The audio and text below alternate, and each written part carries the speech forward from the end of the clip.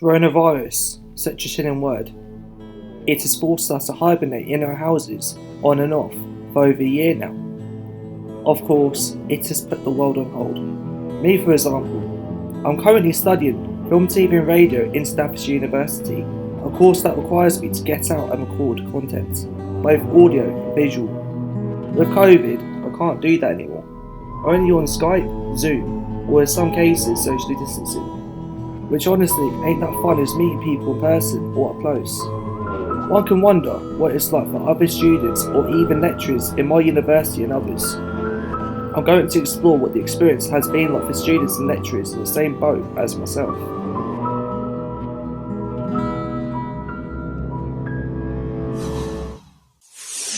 I interviewed a friend of mine from home in Milton Keynes via a Zoom call, of course, called Robert Clark, about his experience during university and the COVID restrictions. I'm studying sports journalism at the University of Bedfordshire. To be honest with you, it's been awful, really, because my course is very practical, because you have to interview people, literally what you do. COVID has impacted it incredibly, and it's not been great because everything's been online, and like I said, a practical course, you need to be out and about, and obviously COVID you can't, so it's very difficult. Recording an interview on an app like Zoom is better than not being able to do anything at all. However, you do always risk a connection problem with the other end, which can also be frustrating to edit. I also asked Rob about how he's also been able to do things with the COVID measurements in place, as he is an active person in general. It's just so difficult. Like I said, we were in the lockdown for, I think, 6 months, and we couldn't do anything really. We were just at home, trapped. And then even in indoor activities are just a no-go at the minute, and even before then it was very difficult. However, the only thing I did have was literally just exercising at home. That was literally it, and occasionally doing a run outside. But in terms of indoor activities, null and void really. It wasn't about. Rob also had to make do with not being able to go to the gym, something he always attended before COVID. Without going there, he was suffering a little mentally. Like, the gym is so good for your mental health and also improving yourself. It improves you as an individual, and you couldn't do that because of COVID, and obviously it's very hard to keep in shape when you're restricted with what you've got, especially at home. Some people don't have weights at home, some people don't have any equipment at home, they've just got to use themselves, and you've got to use your body, and that's what literally I've done at home, just literally that. My university's campus has been shut for lectures in some courses like my own. Because of this, we have had online lectures. Rob attends lectures usually by commuting, as the university is in Luton and he lives in Milton Keynes. I asked about what his situation has been like in his university and if he's been able to commute despite the COVID restrictions. Our uni's decided closed for the rest of the year, which is it's disappointing if I'm being honest. It's extreme circumstances, but no, I haven't been able to commute. The first half of the year I did for about 2-3 months, and then from now onwards, no. I'm planning to open the campus for lecturers in September or October. I think it's October, so it's a long time before then. But in terms of doing work there, it's not possible. I asked Rob if he liked online lectures, as I see them as both being good and bad myself. The difference is, I don't think the support is there. It's not as much, whereas when you go to uni, you can ask your teacher, or even at school, you can say, hey, I'm just stuck on this, can you help me with that? And while the other students are learning, they do their own thing, the teacher comes and sees you. Whereas online, if you have that problem, it disrupts the whole class. Therefore, everyone else is missing out. So most of the time, people work at different paces. And in order for that, you have to be there to give that full support. Don't get me wrong, the support is still there with online learning, but nowhere near as much at campus or at school. One thing lecturers have been during COVID is a little more lenient when it came to students. Rob himself is perhaps a little more disciplined despite the deadlines being less strict. I wouldn't say lenient. I would say it's been harder. It's been a lot harder to make the deadlines, and I think The reason why it's harder for online deadlines is because I have to edit, like I said, I have to interview people, and in order to do that, you have to message people, do you fancy doing this on Zoom? Could you do an interview of Zoom on me? Whereas in the real world, when we were back to normal, I could literally just turn up anywhere and just say, hey, can I do a quick 5-minute interview? Whereas now, it takes more time because you have to send emails. You couldn't have gone to places, especially a few months ago. You couldn't go anywhere. So the only form of communication was literally online. It was really horrible. I would say I've been more stricter on the deadlines. I've tried to make sure. Rob had this to say about his lecturers, who have been still supportive and helpful, despite not being able to see any students in person, only online or chats. In fairness, my uni I'd say they've been pretty good. I've had one teacher who's given me an awful lot of support, and she's helped me out, and she's been terrific really. She's got me to where I want to be, and they have been very good with deadlines. I can't complain with that. I think the deadlines are really reasonable, and yeah, they do extend them if you're struggling. You know, they can give you an extra 2 weeks, or they can say, hey, look, we can suspend this term because it's online. And when you come back in October or even in January, we can do it then at the campus. It's a really good option to have. I've been in university with COVID in place for a year and a half now, which means it had ruined the end of my experience in Staffordshire University, as I love to go out and socialise with friends, either by attending house parties or going out clubbing. Me and Rob were planning to meet each other in our areas of universities, which COVID has ruined. COVID may be easing slightly in Staffordshire University, but as my tenure is ending, I may not see the results. This is unlike Rob, who will have a year left in the University of Bedfordshire. You see, I think we'll be living it forever, but we have to learn to live with this virus. Like I said, online learning is not the answer to everything, in my opinion. I think we need to get out there and, not yet, obviously. When these restrictions ease, we need to not get comfortable in this way, in my opinion. And I think we need to get out there. Gyms are open now, shops are open. I think maybe we are getting there. We're not there yet, but by the end of this summer, I think we're well on our way to hope. We're not going to be like this forever. I definitely won't be doing online learning ever. It's not my thing. It's just not for some people it would work. For me, it does not work at all. But COVID, I think, will be with us forever. But with the vaccine, which is fantastic, we'll be fine. We should be okay to live with it. But you never know. Never say never to anything. We could be in another lockdown in months to come, but you just don't know. I hope it's the end of the line, and I think it is. With the new lockdown now restricted, it is hard to wonder if or will the world ever be the same again. Not only as a student, but as a person living in this world in general. We can only hope the world gets better moving on. I think stuff has changed. I think, for example, doctors, I don't know if this is true, but I think they are moving online with certain prescriptions. Like, I used to put my prescriptions, I used to walk in and put them in. Now you have to do them online, and I think they're going to stick with that. Also, I'm not sure about this, but bowling, that, for example, you're putting your fingers in the bowl. I don't know what's going to happen with that, and everyone's using them. I don't know if they're going to make adjustments to that. I don't know how. They might even keep it the same, but I think it won't be the same. There'll be stuff that is different. I think masks are here to stay forever, but I think it'll be a choice. And I think some people will wear them and I think some people won't. Because of the pandemic, you just never know what's coming. You never ever know. Despite most departments and areas in Staffordshire University being closed, the workshop in Dwight Building is still open, with students allowed to finish the car they have been making. I interviewed 3 lecturers, Martin Dunn, Peter Smith and Daniel Williamson, about what their experiences have been like as lecturers during COVID. Martin Dunn. I'm Daniel Williamson. I'm very common, Peter Smith. I'm Technical Specialist for Automotive and Motorsport. I'm Technical Specialist for the SAMPID project and also Technical Assistant in 3D print and laser. I'm the Technical Assistant in the 3D print and laser. Being a lecturer must have been just as frustrating as the experience has been for students. Being able to briefly be allowed into university offices, then at other points not being able to, as well as maybe being furloughed at some occasions. Well, for me, in beginning of 2020, we went on to, it was March, wasn't it? I was furloughed, so it was very easy at that point, I suppose. To be fair, from my perspective, for the students' experience in motorsport and being on the technical side, it's getting out to track. So at the moment, the restrictions are still hindering us really. More for the student experience more than anything. To cater to their study, now that the restrictions have relaxed a little bit, and we've now got... The godsend was the testing, the lateral flow testing. That was the godsend for us.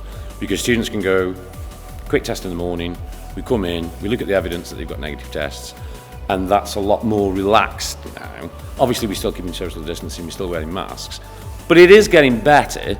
But from my perspective, it needs to move a little bit quicker so that we can give students a better enriched experience and get out to tracks and things like that. Yeah, for me, working in the SAMPID project, we're working with students and linking up with companies, so it was difficult at the start of this year, but since we've been able to open up since March, it's made it a lot easier to be able to get students back on site using the equipment. So, but it's still limiting what we can do because we work linking up with companies. Being able to get access to company sites is difficult because we're making sure COVID restrictions are being dealt with in the correct manner. For me, I was furloughed as well, and I actually quite enjoyed it, to be honest, because I have got a studio space, so I could use that for a greater part of it.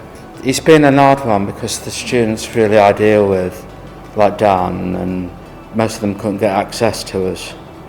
And you can do so much online. We can use our 3D printers, but I do like the face-to-face contact. I think it's sometimes you can it helps dissolve confusion over what you're asking each other. I do like that as the physical making side as well. Even though I operate laser cutters, I think they're quite important, but you're involved in them. So I've missed that quite a lot, and we're starting to get some students back, but I actually think we've paid quite a lot of a cost for the students. I've lost contact with what's there, and sometimes only realise by accident of another friend being able to us, but we're available. So I've missed that quite a bit. I think I'd like to see it up a bit, and I'm hoping it'll be a lot better in September. We feel a lot of sympathy for the students because they've paid quite a big price for it. Of course, things haven't been as straightforward as it used to be. Lecturers and students haven't been able to see each other properly for the most part. Because of this, meetings and teams have been the alternative for lecturers to provide the lectures to students, which of course isn't as hands-on as it used to be. I suppose the connectivity has opened a broader line of communication through Zoom and Teams and things like that, and that's good from a student perspective because they can get hold of us at any time wherever they are. So, moving forward, that is a good thing.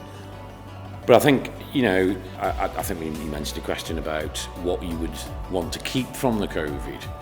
For me, nothing, absolutely nothing. I'm quite a tactile person, and I enjoy communicating with a lot of body language. And also, assessing what the student's body language is gives me an idea of understanding on specific topics, things like that, which isn't conveyed through any form of electronic communication. You can sit in front of a Teams, a Zoom call, and it just leaves an element missing in a form of communication which is really valuable in gauging and understanding of what the students understood from that concept, whether whatever we're doing at that particular time. So I think the broader communication is good, but I still think it lacks something. It misses that. I mean, whether intimacy is the right word or not, it misses that more of an intimate discussion between you and the student, and seeing the body language and getting a better feel for a student's understanding of where they are. I'd have to agree really with that. It's because with technical services, a lot of what we do is sort of hands-on contact with equipment, which you can't do remotely. We've tried to do things, recordings, and in some way having the recording is good because students can watch it back and sort of relearn some of the information if they've missed it the first time around. But you do miss the sort of the face-to-face contact, and when you're dealing with somebody, you communicate through the body language, which you completely lose when you're dealing with like Teams and things like that, where a lot of people you don't even see the faces because they're just cameras are turned off. So it'd be nice to get back to normal. I'm mixed feelings about the online because I feel but it's in danger. The university to me is using it to move something forward they've been planning for a long time, and that is online. Computers online, it's cheap for them, it's easy, they can deal with anywhere, they can say they're international or whatever, but in truth it could be disguised in the fact that hands-on is actually quite an enjoyable thing, and if you don't do it you become frightened of it and you become, but you can't do this. It's like you were, Martin, working in the garage. That's a very hands-on thing. If that's away from people, they'll become like dependent on someone else doing it. I think there's such a pleasure in the making, but it could be disguising things like that, and the COVID could be happy to disguise that because it's actually fitting into a plan of some of the universities had before it. So in some ways I don't like some of the directions they're looking at. You know what I mean? Because I still think the contact takes sometimes, it just helps to dissolve confusion, it helps to communicate ideas and sharing things. Sometimes I think you lose that when you're at a distance. Being hands-on is an important part of the modules that these lecturers do. Being restricted to some occasions must have forced them to find different alternatives for modules. I think, well, we did stay shut till the end of February. A lot of the project went online, so we utilised that time as best we could to get any parts of the element. I suppose it's more specific for a student. We do say that it's kind of the flagship of our department. So what we did there, we utilised that time to do what we could do online. So we altered the timetables, we bought certain presentations that they delivered in the static events at the former student event and worked on those. And then as soon as the restrictions started to ease, we put together a sort of memo, whatever you want to call it, for a specific number of students, numbering about 10 I think we had, and we was able to move back into the workshop probably March, was it, when we came back in? Probably March. Again, with ensuring that, you know, all negative tests and social distancing, masks, that sort of thing, and obviously continue the IG. During that period, what we actually did do was some live events. So I would set the workshop up. I think one specific example was hybrid technology for like the switch breeze, the synergy drive, that kind of thing. And what we would do then is we would take all the components apart and describe each component, its function, how it worked, what it did, how to look at if the function was wrong, and all the parameters around each individual component through live sessions every week. As always with live sessions, things go wrong. So I think there is a video knocking about at the moment, or bobbing around a few students, of us getting a couple of components stuck and unable to sort of continue one specific thing. So there was funny elements of it to it, but it was educational. You know, the feedback from the students was that they really enjoyed that because they could actually see the physical parts. There was an open two-line way of communication. If they weren't sure about anything, they could ask the questions. And for the most part, I think students really enjoyed it. But I still think that eluded away from the actual being there and being able to touch it, being able to hold it in your hand. You know, having a component in your hand is totally different than seeing it on a screen. You know, even just from the aspect of being able to feel the actual physical weight of something, you know, you do lose that. It was quite successful, but it wasn't as successful as doing it live. But it met the pandemic head on, and that's how it was. And, you know, globally people have had to adapt to that. So, I mean, that was good. That was one of the things that we did do during the pandemic. Lecturers have also been on top of making sure students submit their work on time. Oh, I keep on top of them, yeah. Which really was sort of highlighted the advantage of using Teams. You know, I'll sort of look, even though it's not really my responsibility to do that, I feel like I'm obliged to do that because we develop a good relationship with the team, you know. So while the students are working on things, I will occasionally sort of go, well, where's this deadline? You know, if you came in this morning, I actually covered up the former student car so nobody could go near it. but turned all the computers on and laid some chairs out and stood over them while they were continuing with the FYPs to ensure that some of those deadlines were met. I think it's the same as everything else, some students will do it straight away, some students will do it at the last minute. But I do think it helps the students. And the feedback is that somebody just behind them, just giving them a bit of a nudge in the right direction sometimes does assist to ensure that the students meet the deadlines. And at the end of the day, that's what we're here for. We're all in it together, we're all in it to win it, And if one of us can sort of apply a little bit of pastoral sense of care, students feel that they're getting more from it, Coming back to adapt to the COVID measures must have been hard for Martin, Peter and Daniel to adapt, given that most of the modules that they lead, for the most part, are very practical. Yeah, it was a lot more difficult to answer that question. It was difficult to adapt to it, especially coming from a practical sense, a hands-on sense. Same as we said about body language and being able to feel the physical weight of things, and it was quite difficult. It was quite difficult to ensure that we were giving a meaningful session, a meaningful experience, basically because it's a very practical application that we do, In the technical sense, because we don't lecture really, we've done sort of the live sessions, and sometimes it's difficult to know whether you're actually connecting, but then you do get the chat coming up and you see questions coming up, and then you can actually say, well actually we can go through and have a question and answer session at the end, so that has been quite good. And then I think there's been a couple of sessions I've had that have overrun, but then at the end you see sort of like questions pop up saying, oh thanks for that, because you've actually started talking about your experiences, and although it's gone on a bit longer on some of the live sessions I've done, it's sort of like they've asked a lot more questions. I don't know if they feel more comfortable asking questions when it's not in a room with the peers sort of looking at them, so that it becomes easier, or that's a good perspective. Never thought of that. So I don't really know makeup of that. I suppose some of the academic staff will probably have more of a breakdown on how that works, but there's been some good questions asked, and then you sort of talk about it, and it's been that you've had to sort of quickly on your computer try and find something to back that up, share the screen and get a bit more information, or in my case quite often I'll just stick the camera on and just point at it and walk around the room and go a bit So I suppose from our perspective, it's been a practical application. It's our job to see certain projects come to fruition in a physical format. From an academic perspective, it can be done online, and they've proven that, it can be quite successful online.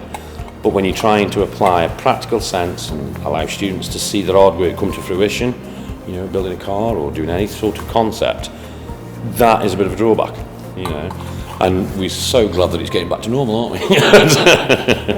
I haven't really had to give lessons online, but I do think it's been more important for me when we've had face-to-face contact with me and the student, or whether it's a staff member or a student, it's the same thing, because that's where, for me, both the student understands what you're saying and you understand what they're saying.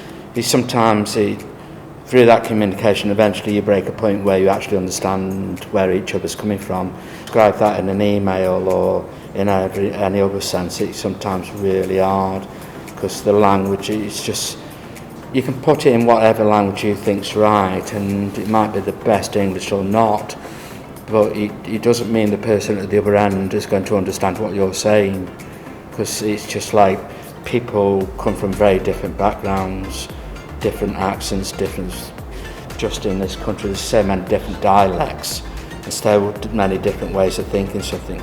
When you're trying to communicate as two separate people, that can be very hard. It's only when you're face to face that those things start breaking down. So for me, that's still very important. See, these two have had to do a lot of online, whereas I've not. I kind of not envied them for it, to be honest. All in all, there are some positives about the restrictions in place for both lecturer and student alike, as there is some kind of communication, not to mention regular COVID tests that both lecturers and students must take, as well as work put into their semesters. Do you like the more evolved communication? I think in some ways it's more relaxed as well, because you can have Teams on your phone, the student wants something, they just pop it straight across. I mean, some of the heights of the pandemic, especially To be fair, the second lockdown, I actually recorded 26 hours of online calls just to one specific student. Many of that was over the weekend, but we did. And I do think that line of communication is quite good. It's an informal way of communicating, you know, so students can send me a message of a night time or during the weekend, which they generally do. I'd like to see that continue, if I'm honest. Yeah. Yeah, I think using the teams and keeping the contacts, making the contacts has been a good thing. It's been good to stay in touch with people. I think going forward we'll end up with maybe more that if people don't need to be on site, particularly outside of term time, if they can do work at home, some people at least will do that. And it saves on travel, so environmentally, with a lot of businesses, they'll start looking at, do we need to have people always on site if they can work from home or from other areas? Might be a bit more environmentally friendly and maybe a bit more life friendly for people. I have a slightly different side. I think the face-on-face, the people coming in, they're meeting them. I think it's where you meet your friends. It's where you build up your social relationships. You get a party of friends who meet up, and that face-to-face is very important. If you lose that, then you become isolated little blocks, do you know what I mean, where you don't see other people. You lose the chance to learn other things, enjoy their life, enjoy yours, and so to me that's still very important. It's like students don't join up just to university to come and do lessons, they come also for their social life, they're meeting friends, learning, but it's like, you know, what they do in their spare time's equally as important. It is for me as a staff member, but I've been a student, like we all have. I think that's a very important aspect, and I wouldn't want people to lose that because it's been a very important part of my life, and I think it should be of everyone's life. Your friends are so important to you, and where you get them is very important. And if we sort of start working in small squares, does that mean you can't open up your horizon? To conclude, I hope everything in the world gets eased up, as I am a majority in people frustrated with the pandemic. It was interesting to see the perspective of a student in a different university than my own, as well as a lecturer's point of view towards the situation. I have been on the same, and this has been COVID in university.